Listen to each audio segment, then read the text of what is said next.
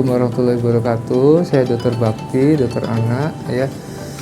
Untuk menyampaikan mengenai masalah stunting di Puskesmas Baru Tengah, ini memang faktor penyebab stunting beraneka ragam, namun yang salah satunya yang saya temui adalah faktor diet ya. Faktor diet ini masalah diet rendah protein, rendah kalori ini masih ditemui, terutama masalah pengetahuan ibu itu masih kurang mengenai makanan-makanan tinggi protein, kalori yang mencegah stunting. Itu yang kedua, feeding rule, pengaturan jadwal makan dan aturan makannya masih belum benar.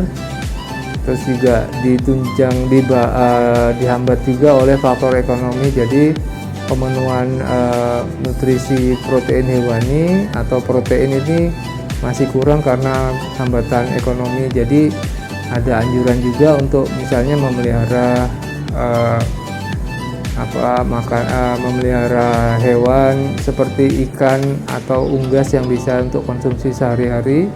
Kemudian faktor pengasuhan ya, misalnya faktor pengasuhan karena sosial dari anak, misalnya orang tuanya itu berpisah, kemudian faktor pengasuhannya kurang atau faktor ekonominya juga kurang, itu jadi multifaktorial ya. Kemudian faktor sanitasi, higiene orang tua atau keluarga, jadi anak misalnya mudah terkena infeksi karena faktor sanitasi, higienenya kurang memadai ya, misalnya cacingan, kebiasaan cuci tangannya masih kurang. Kemudian faktor infeksi yang menahun, infeksi kronik juga harus diatasi ya, misalnya masalah diare berulang, masalah kemungkinan infeksi TBC, anemia, itu juga harus diatasi. Ini kalau yang saya simpulkan hari ini memang faktornya itu multifaktor ya,